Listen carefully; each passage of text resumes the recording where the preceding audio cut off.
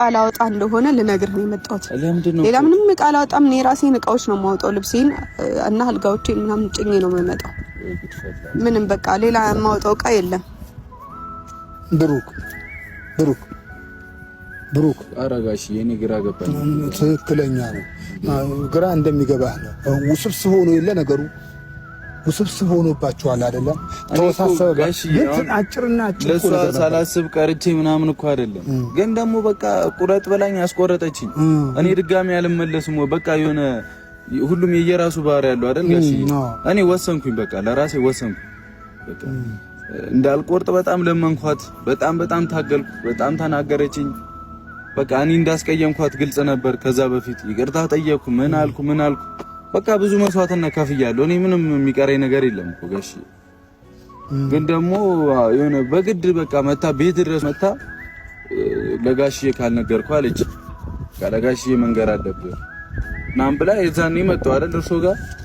ከዛ የዛኔም ስነግር አልሰማም አለች። ወስኜ ነበር ደግሞ የመጣሁት። በቃ አዳር ሙሉ አስቤ ጋሽዬ ጥሩ ሙድ ላይ አይደለሁም። በዛ በኩል ያቺ ትበጠብጠኛለች፣ በዚህ በኩል ካይሚ ጋር ልክ አይደለሁም ምናምን በቃ ውጥንቅጦ ይወስገባው። ወሰንኩኝ እኔ ያኛው እኮ በቃ ወሰንኩኝ እኔ ከሁለቱም ጋር መግባባት ካልቻልኩ ያቺ አልተው ካለችኝ፣ ግን ካይሚ ጋር እኔን አምና መቀጠል ካልቻለች እኔ ምን እሰራለሁ ጋሼ ንገሩኝ እስኪ። አልፈልግም አላምንም ብላ እየቀጠለችኝ ከሆነ እኔ ምን እሰራለሁ ከሷ? ነገሩ እሷ ማዞራ አይታውንስ የተመለሰችው እኮ ነገሩ ዙሪያ ገደል ሲሆን ነው። ለምን ውሸት ነገር ነው። በውሸት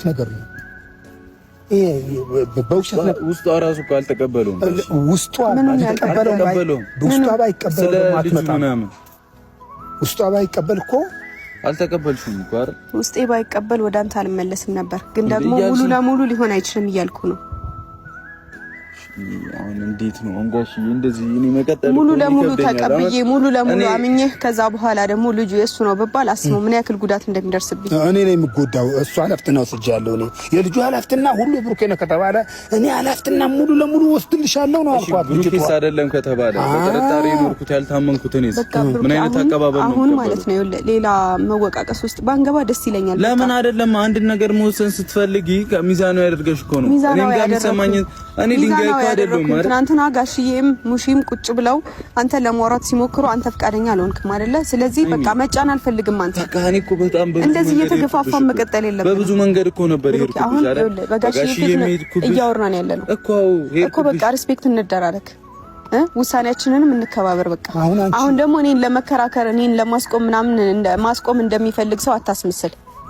በቃ ውስጥ ልብህ እንደሚፈልገው አውቃለሁ እኮ። ልብህ ባይፈልገው ትናንት አትገፋኝም ነበር። የምር ከልብህ የምትወደኝ ቢሆን በደስታ ነበር ተመለሰች እንደ ደስ ሲል ምናምን ብለህ ነበር የምትቀበል። ለምንድን ነው እንደዛ የምልሽ? እንደዛ ካልሆነ ከልብህ አይደለም ማለት ነው። ለምን ከልብ ያለውን ነገር ያስታውቃል። አንቺ ነሽ አይሚ ብሩኬ በቃ እንደ ገፍተሽ አስወጥተሽ ስትመጪ ድጋሚ ልጎዳ ነው እንደምቀበልሽ አንቺ ምንድን ነው የምታወሪውን ነገር ወቂ እንጂ አሁን ነሽ ልብ አይደለም ምናምን ትላለሽ። አንድ ቃል አንናገር። እኔ በቃ አሁን ልሄድ ነኝ። አንድ ቃል ተናግሬያችሁ ልሄድ። እንሂድ። የምናገረው ነገር ግን በኋላ ይቆጫችኋል። አንቺ ይቆጭሻል። ሰላም ጤና ይስጥልን። እንዴት አላችሁ? እንዴትስ ቆያችሁ? ውድ ቤተሰቦችህ ሰላም ይብዛላችሁ። ለቤቴ አዲስ ከሆናችሁ ማለትም ዛሬ የመጣችሁ ከሆናችሁ ላይክ እና ሰብ ማድረግ ከኔ ጋር እንድትሆኑ በአክብሮት እጋብዛችኋለሁ። ስለ ብሩኬ መሀልና ስለ ሃይሚ መካከል ወይም እሱ ቅማሜ ብሎ ይጠራታል። ምንድን ነው የተፈጠረው? ምን ሆኖ ምን ተፈጠረ? አብረን እስቲ አብረን ያለው ነገር እንትን እናደርጋለን ማለት እናንተም እንግዲህ ያው ቪዲዮ ሰምታችኋል። እሷ ያለችው አባትዩ ያለው ብሩኬ ያለው ማለት እንግዲህ ሰምታችኋል። እና ማለት የፈለኩት ሃይሚ እንግዲህ እኔ ካንተ ጋር መቀጠል አልፈልግም። ከዚህ በፊት ተጣልተን ነበረ። ተመልሼ ሲመጣ እንኳን በደህና መጣች ምናምን ብላ በቃ በሙሉ ልብ አይደለም እየቀበልከው። ስለዚህ ካንተ ጋር መቀጠል አልፈልግም እቃዬን ጭኜ መሄድ አለብኝ፣ እቃዬን መውሰድ አለብኝ ብላ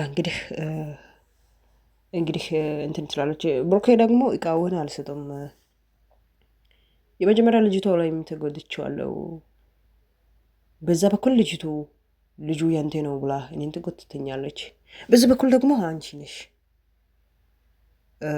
የምታስጨናነቀኝ ብሎ እንግዲህ ብሩኬ በጣም እንትን ሆኖ እያወራ ነው። እና ማለት እንግዲህ በዚህ መሀል ላይ ደግሞ አባትየው ጠርታለች፣ ሀይሚ ማለት ነው። እንግዲህ አባትየው እንግዲህ ታይ ሰው ሆኖ የማይሳሰት የለም። ሰው ስጋ ለባሽ ስለሆነ ሰው ይሳሰታል። ሰው ነው ሰው ይሳሰታል ታይ ይላታል። ሀይሚ ደግሞ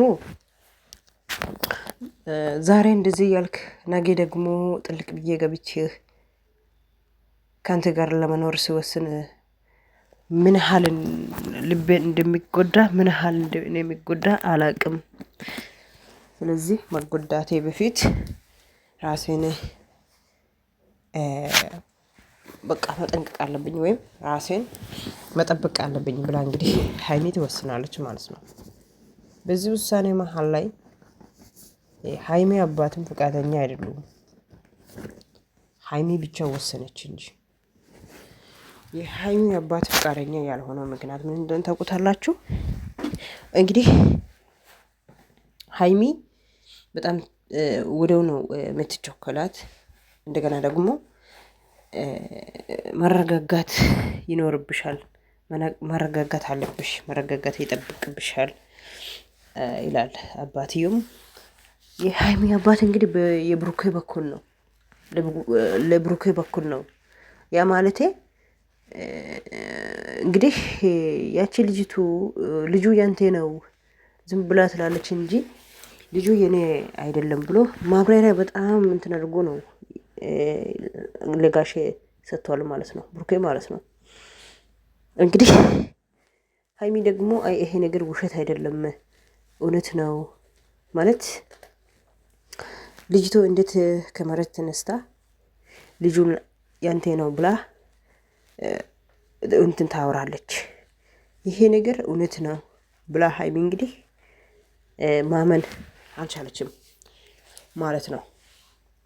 እንግዲህ እቃዬን መውሰድ አለብኝ፣ መጫን አለብኝ፣ አልጋዎቹንም፣ ልብሶችንም፣ ሁሉም እቃዎችንም መውሰድ ጥቅልል አድርጌ መውሰድ አለብኝ ብሷ ብላ እንግዲህ ታወራለች። እንግዲህ የሀይሚ አባት እንግዲህ ፈቃደኛ አይደለም፣ አይቻልም እያለ ነው ማለት። ተመካከሩ፣ አንድ ላይ መሆን አለባችሁ። ተመካክራችሁ ያለው ነገር አንድ ላይ መሆን፣ አንድ ላይ ማውራት፣ አንድ ላይ ማስተካከል አለባችሁ። እናንተ መሀላችሁ ላይ እንደዚህ ማውራት ጥሩ አይደለም። የእናንተ መሀል እንደዚህ ማውራት መጥፎ ነው ብሎ እንግዲህ የሀይሚ አባት እንግዲህ ሀይሜን ይቆጣታል። የራሳቸው ሀሳብ እሳቸውም ይሰጣሉ እና ሀይሜ እንግዲህ በፍጹም መቀበል አልቻለችም። እንግዲህ እንደዚህ አይነት ድርቅ የምል ነገር ነገ የሆነ እንትን ያደርጋል። ገብቷቸዋል። እናንተ አንድ ነገር ሰው ሳወራ ጊዜ አሀ ይሄ ነገር እውነት ነው፣ ይሄ ነገር እኮ ልክ ነው ብላችሁ ማሰብ መውሰድ አለባችሁ። ቆም ብላችሁ ይህንን ነገር እንዴት ነው ብላችሁ ማውሰድ ማሰብ መወሰን አለባችሁ እና ላችኋለሁ ቤተሰብ። በዛ ላይ ደግሞ አባት ነው። አባት ይሄ ልጄ ጥሩ አይደለም፣ ይሄ ነገር መጥፎ ነው ብሎ ለሷ ሳስተላለፍ ታይ ስል እሷ ደግሞ ከአባቴ የተዳለ ብላ መወሰን ማሰብ አለባትና የሰው ልጅ እንግዲህ ብዙ ነገር ያስባል። እንግዲህ ወደ ቤተሰብ የሀይሚ ሀሳብ እንግዲህ አንድና አንዱ እንግዲህ ቤተሰብ ይሄን ይመስላል። ከኔ ጋር ስለነበረን ቆይታ አመሰግናለሁ። እንግዲህ አመሰግናለሁ። ቀጣይ ቪዲዮ እንገናኛለን።